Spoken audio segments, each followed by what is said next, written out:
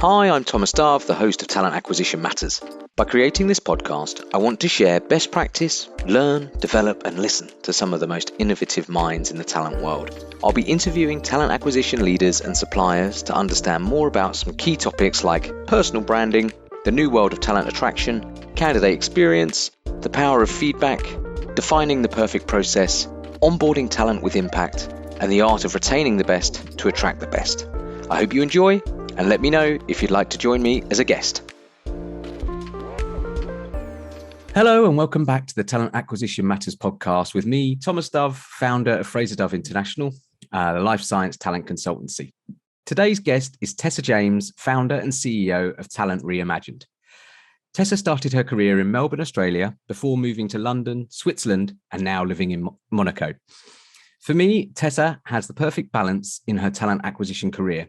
Psychology degree, then starting in agency for Hudson Talent Management before taking the leap into internal talent acquisition at Mars and Juniper Networks. Before a relocation to Switzerland, a move to life sciences, and spending nearly 8 years at Baxter developing from regional EMEA roles to the global leader of TA. Now she's helping her customers reimagine talent from a process to strategy and transformation, bringing a new hiring perspective to reality. Tessa, I'm so pleased to have you with us today. I know I've just introduced you there, but could you introduce yourselves just quickly to our listeners? Yeah, sure. So I think I should take you to every meeting and let you introduce me, because that was perfect. But yeah, I think you captured all of it. So yeah, I'm Tess. I have this. I've got a background in occupational psychology, as you've mentioned, a deep interest in people and potential, and I think that's served me quite well in my career in talent acquisition, and sort of now thinking about reimagining and supporting organisations in strategies that support the future of work. So thank you for that. It was perfect. Yeah, no worries. And today's theme, we're going to be concentrating on, talent-centric hiring strategies. Could be for kind of scale-ups, companies going through transformation. But I'd be interested in your overview of the current challenges that scale-ups are facing in today's talent market. Yeah, absolutely. So I'm an opportunist. So I don't see the challenges so much, which I think drives some people crazy. I see the opportunities, but I think to your point, some of the challenges, I would say, for, let's say we're talking about startups or small to medium-sized enterprises. I think when you're in a scale-up mode, one of the challenges is scaling your company into the different locations, geographies that you need to scale into, especially if you're trying to work towards that talent-centric hiring vision. It's brand awareness to some perspective as well, I think, depending on the size of the organization and how you've been able to craft that message. And then I think for larger organizations, it's about being in the world that we now are in and we're moving towards, and how do you deal with this sort of perceived talent shortage in organizations that are probably highly matrix and highly sort of, in the nicest intention of this, sort of weighted down by legacy and to some extent bureaucracy as well. So I think it depends on the size of the organization as to how that's a challenge. But I think the opportunity, to your point, is the ability to now take what is becoming the way of work today and not necessarily the future of work, and move towards this talent-centric hiring strategy, hiring approach. Because I think that either naively or controversially, depending on your perspective, I don't necessarily believe there's a talent shortage. I think the talent exists. I think it's just a way of making sure that the right processes, technology, team supports and leadership is able to understand how to tap into that. Yeah. I hear the talent shortage thing quite a lot as well at the moment. I think I always have, really. It's like a talent war for talent and talent short, like we seem to get different versions. We've had it for a long time now, right? Yeah, I just think some companies are able to find talent better than others, and then those that can't have the talent shortage issue. So some companies are getting it right. How do you think that's happening? Obviously, you spent a long time internal in the TA world. What kind of things or what pillars do people need to get in place in order to get this kind of TA strategy piece right? So I think the organizations that are, and I don't necessarily think organizations are getting it wrong. I think there's some organizations who are just stepping more boldly and bravely into this space. And they're the ones that are starting to get it right or are getting it right. And I think the organizations who are doing that, they're either and or they're at a point where they can actually quite quickly pivot and change their direction and take on a new approach. Or they're listening more to their people. I mean, I think there's a lot of decisions that are being made, not necessarily having taken all the right inputs from people, and there's sort of sweeping decisions made around, where people will work and how they'll work without really listening to what people want in that space. Yeah, we actually saw in the kind of COVID times a couple of years ago that was happening, where some companies like, you could be based anywhere, go for it. Yeah. Doesn't matter where you're based. And then kind of wound back, right? And then it was like, oh no, we need to untangle that because now we need them closer. And then tax implications in different countries and different contracts. And all of a sudden it became a little bit challenging, where we all saw that kind of work from anywhere. This is fantastic. And then in reality, it became quite a challenge and quite a difficult thing to untangle for some companies. Yeah, and I think it was sort of deer in headlights moment to an extent. It's like, how do we untangle this? It seems too hard. So let's kind of go back to what we know and what seemed to work before, which is, get people back in, or sort of create an opportunity for people to work maybe in a hybrid capacity, but still, I think there is a lot more opportunity there that's kind of untapped right now. Yeah, and I think that kind of bold and brave talent strategy is very interesting for me, and pivot, agility, all of those kind of things, because I think sometimes your startups or your scale ups are like, they're so focused on the business that sometimes they forget that they need people in order for the business to evolve and make their mission or vision actually happen. Mm-hmm. So how do you think, or how do you recommend, when you're kind of speaking to these companies, that they listen to their people and actually kind of go inside out when they're looking at their talent strategy? So I think it's pretty simple. I mean, it doesn't have to be over-engineered. It can be as simple as a survey that sort of talks to people about, I mean, let's say, for example, I've talked to many clients about this concept of, and it's not new, it's just literally a pulse survey but asking the right questions around, how do you want to work? What are the moments that matter to you, that where you want to be, physically connected with other teammates, and what's actually going to be important to you to feel engaged in your work, and being able to distill that down. Because I mean, I understand that, especially in life sciences, right? You can't expect that now we're going to move to a work from anywhere approach, and suddenly we're designing vaccines in the kitchen and producing equipment in the living room. Like, I get that it doesn't apply to every segment, every level, and I think the people in those jobs also understand that. Yeah, but there's still opportunity across functions, support functions, leadership levels, to think differently. And there's so much talent out there that's just it's in the wrong location, or that maybe the boxes haven't all been ticked, but they have all the potential to do the work. And so that's where I get in conflict about this concept of a talent shortage, because I actually think we're driving that. Yes. Yeah, I agree. And what's your thoughts on like the kind of internal evaluation of actually what the company looks and feels like? Because I know sometimes they have the values on the wall and we all went away and created these values and blah, blah, blah. Do you ever believe in kind of the internal evaluation and saying, right, let's go and select a handful of people, understand actually what this company's pulse really feels like, so that when you are hiring people in, you get a much better match rather than just somebody who technically, has a good CV? Yeah, and I do, but I think it can be over-engineered sometimes. I think we all know that, right? And it's one thing to put it on the wall and kind of plug it in a job description and build interview questions of it, and sort of, it can be, all of those things can be valuable, but I think it gets to a point where it's over-engineered to some extent.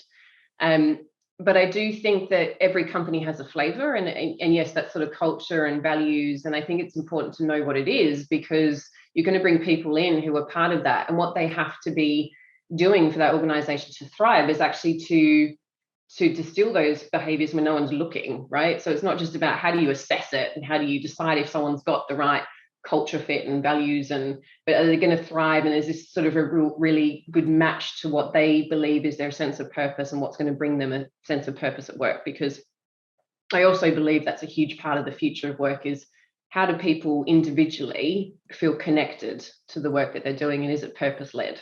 Yeah, agreed. And there's some great tools. I mean, maybe we'll get onto technology at some point, but there's one in particular that I've been sort of talking with over some time, and we've partnered up, called My People. And that what I really like about them is they are a culture diagnostic tool to some extent. But what they do is they understand where you are, and you can, as a leadership team, sort of figure out, is that where we want to be, and what should we be thinking about changing, right? Because this is actually how people are feeling.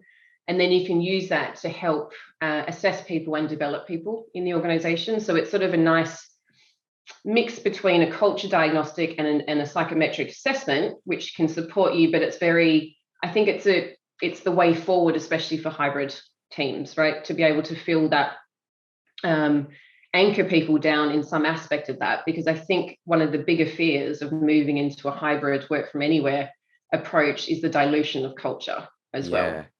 Yeah, and I love those bits of tech, because I think that they're good for a bit of gap analysis as well. Like sometimes people hire clones of themselves, or like mini-me's, and actually what you might want to do is select something slightly different that would then balance the team in a different way. Or you could identify a gap and say, we need more empathy in our leadership team. And then if you go and assess the candidates as they're coming through, you're like, okay, great, that is a really good match, and now we're going to be a much stronger unit. Also, on those pieces of tech, I think you're absolutely right. It's that day one development path. So if you bring somebody in and you say, look, actually, this is the score, this is the psychometric testing, we feel that you're the best candidate because we've got some development here that we can do. There's 20% of improvement, and then that makes a candidate feel so valued from day one. Absolutely. Yeah, I think the biggest opportunity for organizations with assessment is to give more back to the candidates, because it's one thing to actually sort of pull the data and make a decision, and not enough organizations are actually taking what is really important information and giving it back. I mean, give it back to candidates who don't even get the job. Give them something. It's not hard, and technology with assessment providers can do all sorts of things that they couldn't do 5-10 years ago, to actually produce that very quickly and very efficiently, both in time and cost. So yeah, there's an opportunity there for everyone, I think. Yeah, it's the most frustrating element of candidate experience right now is feedback. I interviewed somebody earlier on in the series who's a executive career coach, and he said that that's all they want. It's a level of understanding and empathy. Everybody's been a candidate. Some people have been hiring managers. You need to understand that all they want to do is improve, and even if it is negative, they can then build on that for their next interview process. Yeah, of course. Yeah. So yeah, super interesting. So I'm keen to kind of tap into more of this talent-centric hiring strategy and get a bit of, I don't know, look and feel of your thoughts on it. So my definition of a talent-centric hiring strategy is that it's about, the hiring strategy is prioritizing the talent over the location of the job. It's providing opportunity for people to work where they want to work. It's purpose-led in terms of people feel purpose-led. It has a purpose-led flavor to it, let's say. So people are able to work in the way they want from where they want, right? So it's kind of putting that person truly first in their own sense of purpose in who they are and what they want in their life, because I think that is all changing. And then the focus is on potential. So I know I can sit here and go, so everyone, can you just go and make that happen? And it's not so straightforward. But I think with what COVID has accelerated, what technology is now doing, and whether people want to recognize it or not, this is the expectation that people are starting to have and have had for some time. And it's only going to continue in that direction. It's human nature now that people want to to work in a different way. And so I think the organizations who will succeed in the future are the ones who, again, are listening to this and they're starting to pivot and make changes in their hiring strategy to accommodate that. Easier said than done, for sure. And for some organizations, they can start this way. And for other organizations, I think it's going to be a challenge, but it's inevitable. And do you feel that there will be a switch to like productivity and outcomes if the kind of not being able to see and feel somebody's kind of presence in an office location, etc.? Because sometimes that adds a little bit of context, or can be, you can give tangible excuses sometimes if you're somewhere. How do you feel that that will affect maybe the talent from a pressure standpoint? Do you think that that kind of the productivity metrics might ramp up a little bit, or do you think that that's also another thing that companies need to be mindful of? So I think it's a dual piece. I think if you're hiring the right people and they're doing the work that they want in the right conditions, I think productivity will increase. I think the area to watch is for those who are probably at different, maybe at earlier stages in their career, who are trying to prove themselves in some ways, don't create boundaries in terms of their work, but then that's a leadership point that needs to be addressed in terms of how do you train your managers to be good hybrid leaders, or I don't know what it's going to be called in the future, but it's something where excuse me, where they can see the signs of this. I mean, there's technology also, right, surfacing, where people can kind of indicate how they're feeling, and it's sort of, maybe that's what the future looks like, or maybe not. But I think there's a piece there where managers need to be better equipped, both from a tech standpoint and just in terms of leadership development, to watch out for where people are, because I think the concept of a burnout issue in that space is a valid one, and I think that's the watch out. Yeah, that is. But I also think that there's going to be a good thing to come from it, where there may be some continual co-working, where you may go into a physical location with certain people at certain time, get the energy that you need, and then you can go back to, or energy, learning, development, whatever it might be in that case. I think that's going to be really cool. And I think that's where the listening piece comes in, because when you're listening, and you have to be, I think, quite considered about how you put that content together, the questions and what the data points are that you're collecting. But what the analysis of that is really what's happening across different segments of your organization, whether that's function, whether that's role level. Because it's true. I mean, I think, we all sort of went to the office, right, when we first went into our first jobs, and that was life. And then, we all had Friday night drinks, and we were social, and people going into their jobs now aren't doing that. And I think that there is a different need for people at different stages of their career, and that needs to be listened to and catered for. And yes, it could be a co-working type situation, or it could be bringing people together at certain points in time to sort of build that connection. So there's lots of layers to it, but I think it's a huge opportunity for those who are going to go down that, get into that, and start to listen more to their people too. Yeah, I know that we kind of started in the industry at the same time in similar size organizations in our agency days. And you're absolutely right. It was quite strange. You had to be in the office, well, for me personally, at 7 o'clock in the morning, and you'd leave at 8 o'clock at night. And then you would go to the pub. And then, that kind of learning, though, was, supersonic speed. It was like there was a lot of stuff that you were just taking on board, be it personal, professional, leadership, which was great. But then I look back and I just think, wow, that was, 13 hours a day sat in an office. I wonder how many of those were actually productive. Oh, yeah. I mean, for sure. It was already at that point, I think we're all sort of wondering what was going on, because I think I find it fascinating, right? Because I've got also an interest in sort of history and the speed of change. You think about how much change has happened in the space of, I don't know, the last 50 years, even in terms of technology, in terms of the way we communicate, the way we socialize, social media, all sorts of things that have just, even in the last 10 years, changed significantly. And yet we still have the bare bone, the legacy construct of the 9 to 5 in some places, and the way of work, and the going to the office, and it's not happening everywhere, which is great. So we're making changes, but there's still aspects of that. And I think that's what's going to give now. I think that's going to change for the future. Yeah, and I think that there is definitely a human element that is coming into this now, especially over the Yeah. last couple of years. It wasn't very often that you would have a Zoom call with a COO of a life sciences company with your dog barking in the background.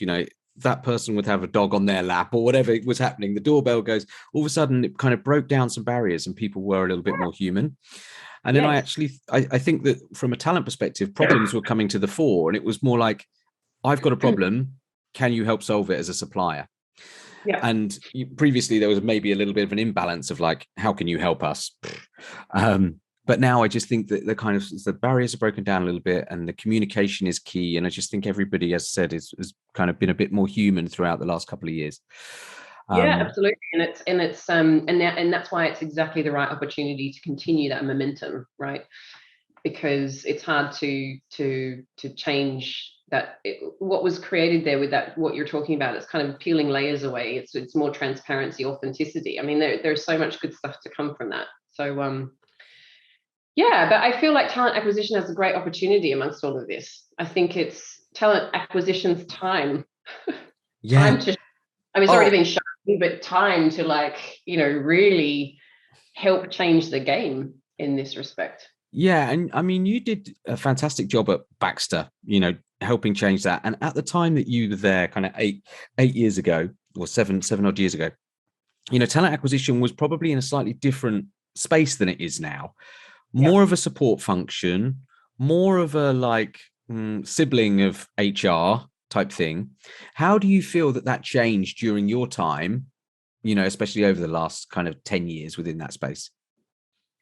So I think one of the things that I think is changing for TA, I think, is this opportunity to measure and showcase some of the changes that opportunities that exist, right? And also to support organizations, not just in the buy area, even though I don't like that phase, but not just in the buy, but also in the build. So Yep. I think future is a good combination, probably more in the direction of build, to support some of the perceived skill gaps of the future. I think one of the first things that I did at Baxter, and it sort of set me up to be able to get involved in more creative, strategic kind of transformation work streams, is I set up what was sort of perceived internally as a cost, like a profit center for TA. And so it was very simple. I hired a few really excellent executive recruiters. Yep. And we measured our baseline of cost with headhunters. And we, ultimately, at the end of the day, anyone from a financial background would be like, well, this is cost avoidance, not cost savings. But we had a great story and trends from the past that we could showcase. And we really got a lot of visibility from showing how we could do things differently, and not so much, it wasn't so much about what we did, but the fact that we could instill in others this concept that talent acquisition can have a really tangible impact on the business that links to business objectives. Because to your point, I think I work with a lot of HR managers, leaders, TA leaders. The theme that I see all too often is that there's not enough investment relative to the fact that every CEO, every business leader that you'll talk to will say people are the most important asset. And yet I don't feel like there is the same level of kind of independence and autonomy to take forward the initiatives that need to be taken forward and need investment into. So yeah, I mean, your point, it was more about being able to really show the business impact of the team. That was one of the first things, and that sort of, as I said, grew into more transformation work, which again was built on a business case that was very much aligned to broader business transformation goals. So. Yeah, exactly. Linking it to the mission of the team or whatever it might be, because that's where maybe I'm slightly biased within this talent space, but people make things happen. Yeah. When you don't have those people in the roles doing, I don't know, hitting the targets that they might need to, or, as I said, achieving the company goals, it is down to people. In life sciences, there is some fantastic science, don't get me wrong, but it's also the people that come up with that, people that drive it through in lots of different business areas. And I think that talent acquisition for me has definitely matured at warp speed in the past 10 years. It has gone from, like, as I said, like this kind of little sibling of HR to now a very important business partner. And I think the best HR leaders are those that really understand how they can get talent acquisition firing alongside them. And, it's then not really part of their world anymore. It's, a different business unit that can really thrive and drive the business forward.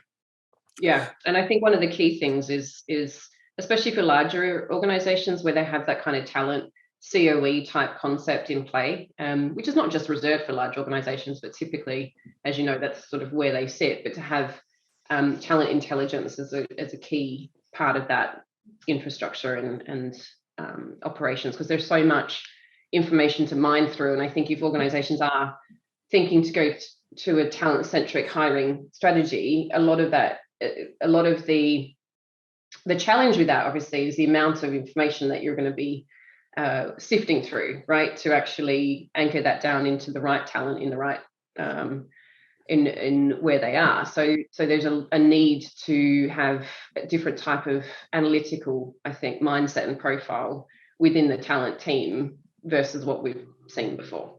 Yeah. And I think that those that get it right and, they really partner with us well. I think talent acquisition are probably our most important stakeholder. I run a search business now, but, it hadn't always been the case 10 years ago. And I definitely think that's changed now.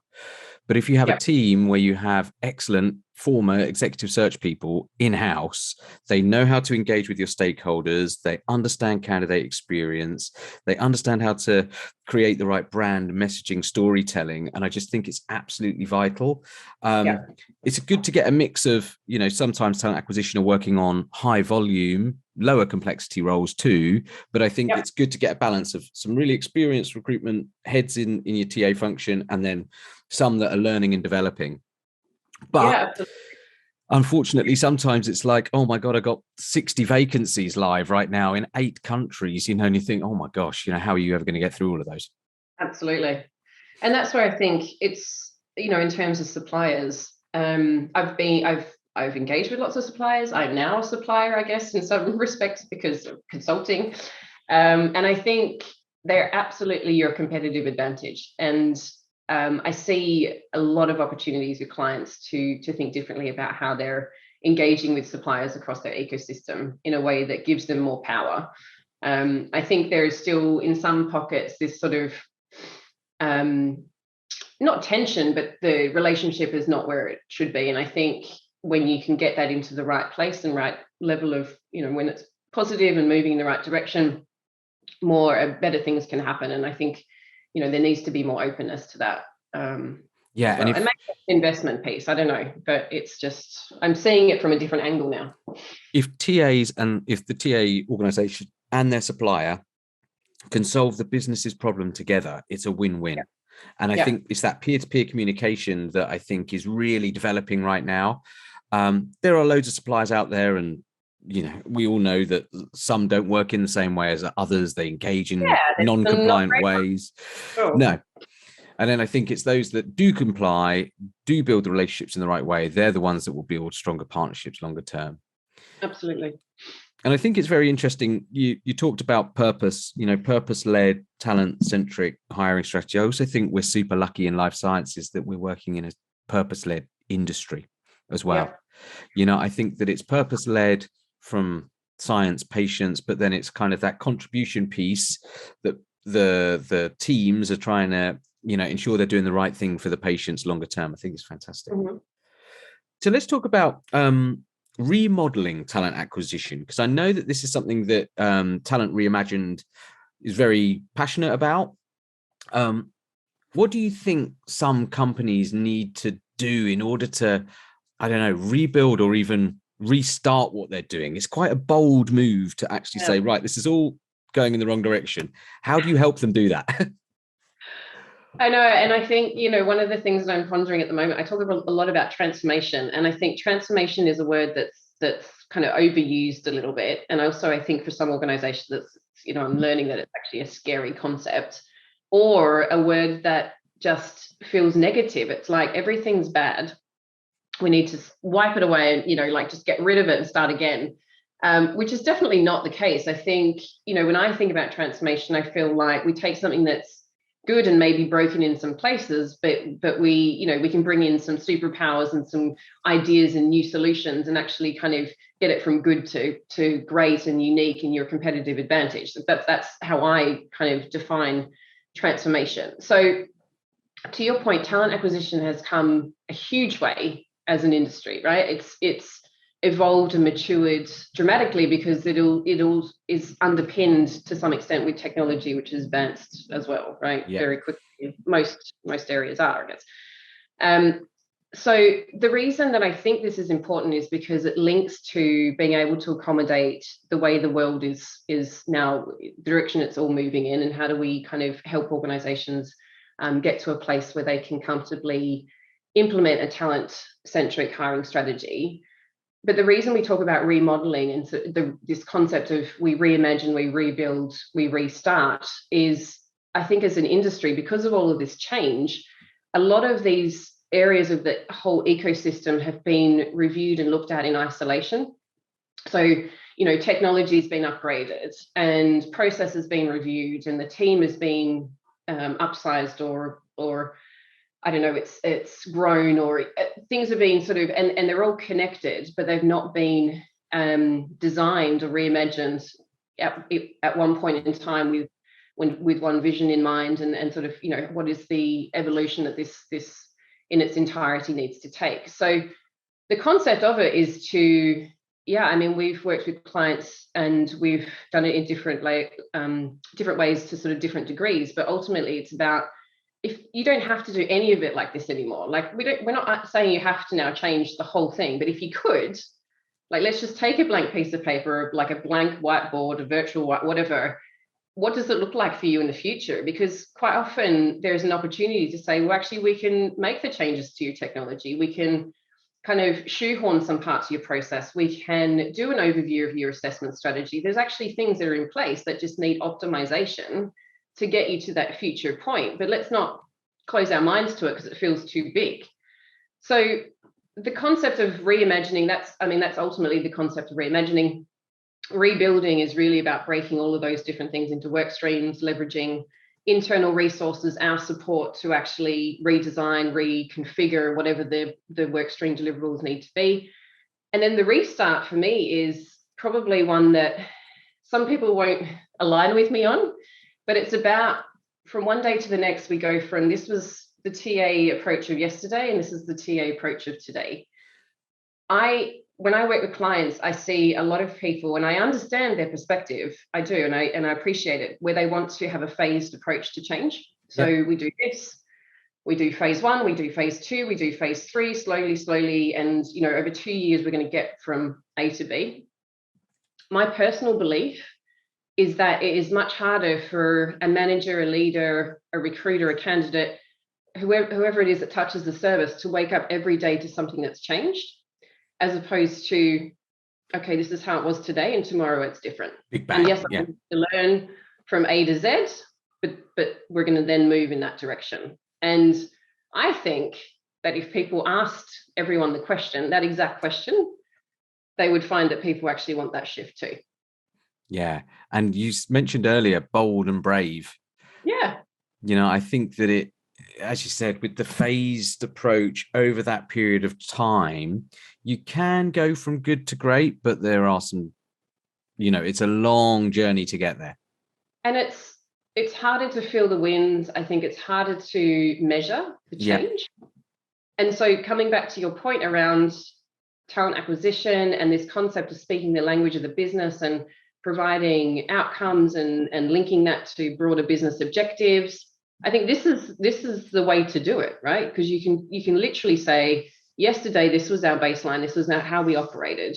Tomorrow it looks like this, and in 6 months we're going to give you really interesting data points as to how we've returned all of the investment we just put into this transformation or upgrade or whatever people want to call that change. Yeah. And, talent is, as you said earlier, the biggest headache for all CEOs. So, and the rest of the business and hiring managers and candidates and things like that. If you can be bold and brave and restart, get that blank piece of paper, create a new way of working. As you said, I think that the results are pretty rapid. And it's like, I can't believe that we used to work in this way. Isn't that? And you get the opportunity to show the return on investment, right? Yeah. So then it becomes not like, what have we spent to upgrade talent acquisition? It's actually, here's what the return and the ongoing year on year return. I mean, there's not been a single project that we've engaged on where we haven't been able to produce the business case in terms of here's the opportunities that you can, and not even sort of qualitative business case, like really hard metrics Yeah. around And the that's, change.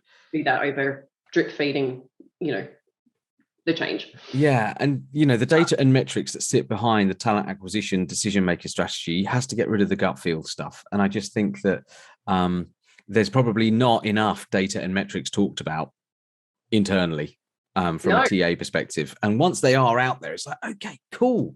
Now this is tangible, quantifiable. This makes sense. And to that point, I think where we sometimes come in to do isolated projects, it is almost without fail. It's to do with technology and process, because the starting point is you can't even tell a story about your current state because there's no data. There's no, we can't, and when we can get some data around how TA is operating, no one feels particularly good about it because we don't have consistency in process. We don't have consistency in data points that are being able to we can do modeling on and kind of tell a story around. So quite often when we are doing more isolated projects, it's those foundational elements that we're focused on with clients. Yeah, cool. And another kind of fundamental, I think, of the recruitment or talent space is assessment. So, coming from a psychology background, getting into this industry, how do you feel the assessment piece has developed over the years, and how do you see the future looking within this space? Yeah, it's changed a lot. It makes me feel old. No, it's absolutely changed a lot. So, I mean, I've had the pleasure of studying psychology and occupational psychology and working in the space of assessment development, running assessment centers, administering psychometrics.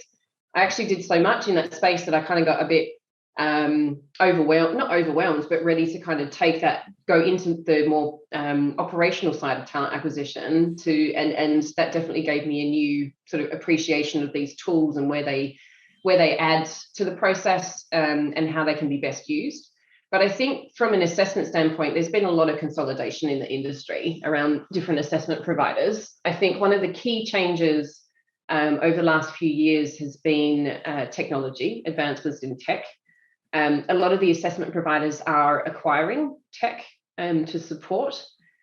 And it creates this really interesting dynamic where organizations who are in a position where they can rethink their assessment strategy have a unique opportunity, because it's now so much more efficient, so much more from a cost and time standpoint, to actually implement assessment at the right points in the process, but also across the entire talent ecosystem. And when you can do that and you can actually get some really interesting data points, it's driving, I think, insights other organizations can't get their arms around. And I think that's only really, to be honest, I think happened in the last 2 to 3 years.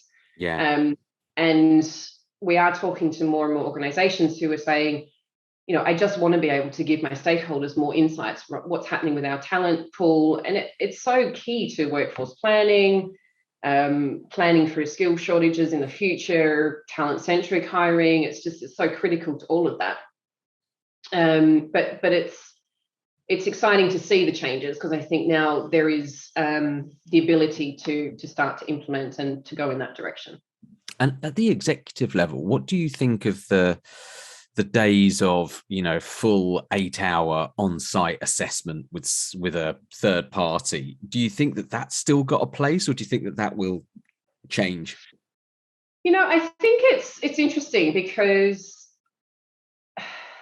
I think the days of like flying someone into an office to have a full day assessment center is, I think those days are over. I've seen a lot of virtual assessment centers being done at the executive level. Mm-hmm.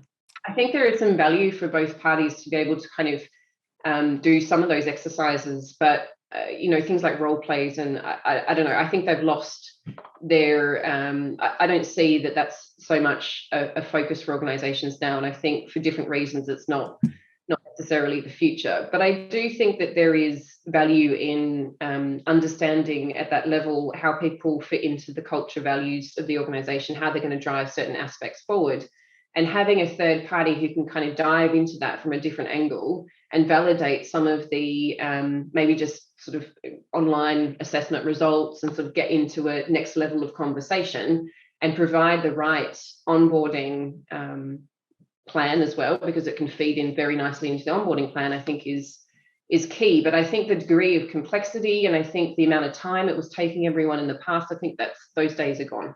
Yeah, I think it's quite interesting you said there about the assessment tech as well, because I think some of the best assessment tech out there is helping with interview training as well for executives that are the hiring managers. So sometimes they're not great at hiring, and that's fine.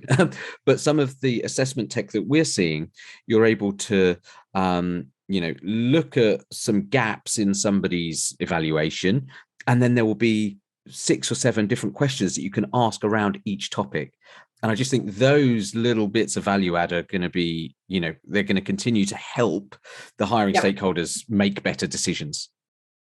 Yeah, and it's interesting you say that, because in a recent project, we did a lot of design for this client in terms of setting up a competency framework that was linked to their culture values at different levels of the organization. But the more important part was that through the technology, we were able to create reports that were customized to those culture anchors and values, and create competency-based questions that were actually very relevant to how that candidate had responded, so that the manager could go in and actually feel like they'd understood in it was sort of a dashboard report. So it's quite simple, visual in terms of how this person's going to fit, but actually have a really meaningful discussion with this candidate off the basis of those results. Yes. Because quite often what I've seen as well, and maybe you've seen the same, is that candidates go through assessment and it literally gets put in the drawer, or it gets put in front of people who don't know how to interpret that information, or have their own constructs about how to interpret that information, which is actually counter to how they should be interpreting that information. So it can actually work in the wrong direction when technology and some level of design doesn't support the process. And I think that's, to your point, the exciting part about technology is it can drive so much of this that it means that there's a time efficiency, cost efficiency, and actually a real value add now in that space. Yeah, I think when done badly, it's more of a box ticking exercise or a safety net, like, oh, they've gone through it, they must be good. Doesn't matter, as you say, stick it in the top drawer. But I think those that are better equipped, using better tech, actually you're making a better, more informed hiring decision. Yes. And then what should then happen is you get the right development path for the candidate from day one, as we said earlier, because you've identified the gaps, and then you can train and develop them.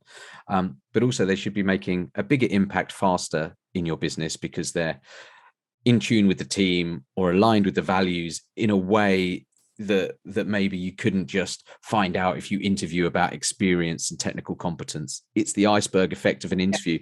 It's everything else that's underneath. That's the toughest thing to interview for, but it's the most yields the most results. Yeah, and quite often, some kind of like, so in this example, we were able to kind of give a visual around fit.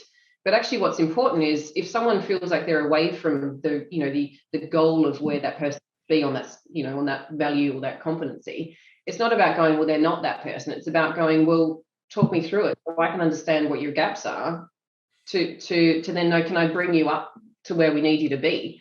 Yes. So it's also, I think, putting more power back into assessment tools, because they should never be black and white, right? It should just be a data point that helps you, informs you more around a decision. And that's the beauty of what can be done now moving forward.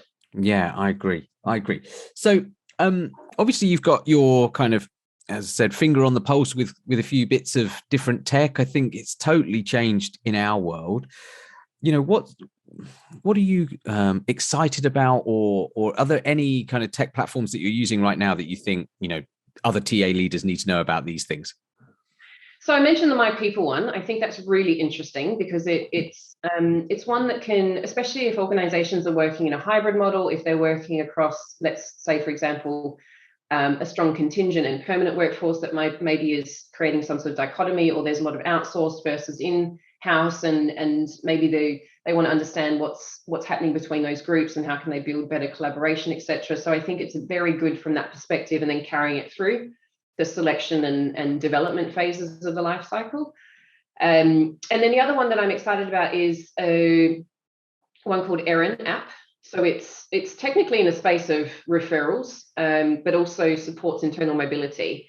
And the reason I'm excited about it is I think we all know that referrals are a great source of hire, right? And I think the future of tech is going to be more in that direction and more in crowdsourcing and AI and other aspects. But it also, in very simply, you can push jobs out to your employees in different ways. So it's very proactive, makes it very easy for people to refer candidates to jobs. But also you can click a button and say, I'm interested in that job. Yeah. And so driving internal mobility. And I think if we think about the future of work, we need to source great talent, which is referrals. I think, it's a great source of talent. We also need to figure out how to move people around organizations. So this kind of build concept. And if we can expose those positions to people, I think it's an employee engagement tool, but it's also it's a mobility aspect as well. So I think it'll uncover more on internal talent. And I think talent acquisition is going to have a big future in internal mobility and that aspect of recruiting too. Yeah, and then it stops that whole piece of somebody not feeling like they can make a move. They go and explore something external, and then they go to hand in their notice, and then they say, oh my God, there's actually 3 or 4 roles that you could have taken internally here. Why didn't we, give you the opportunity, which we're seeing more and more now. That kind of candidate buyback is just, it seems too late. Yeah, exactly. Yeah. And I think if organizations can embrace this work from anywhere / hybrid kind of workforce, if location becomes priority 2 and not 1, then I think there's huge opportunity for internal talent to move around, right? Yeah. And I think when we talk about the skill shortage of the future, I'm not sure there's a shortage, or the gaps, I should say. I think it's more about exposing people internally in different ways into different projects, teams, opportunities that gives them a safe place to actually learn new skills too. So I think internal mobility from that perspective is going to be huge in the future. Yeah, perfect. Those are a couple that I'm excited about. Yeah, good, fantastic. And I mean, this has been an absolutely wonderful conversation. I've thoroughly enjoyed it. Tess, if people want to kind of get hold of you, is there any way that they can reach you? Yeah, I mean, our website, we've got all the usual channels, but it's pretty easy. So it's Tess@talentreimagined.com is my, and that's probably the best way. Yeah, and I'll put some links on here as well for LinkedIn and all of those kind of things. But it's been absolutely fantastic. Really, I think, our listeners are going to get a lot of information here that will really help them, both from a TA perspective, but also some of these tech suppliers have been sounding fantastic as well. So I greatly appreciate your time. And I look forward to seeing Reimagined in the future as well. Yeah, great. Perfect. Thank you. Catch you soon.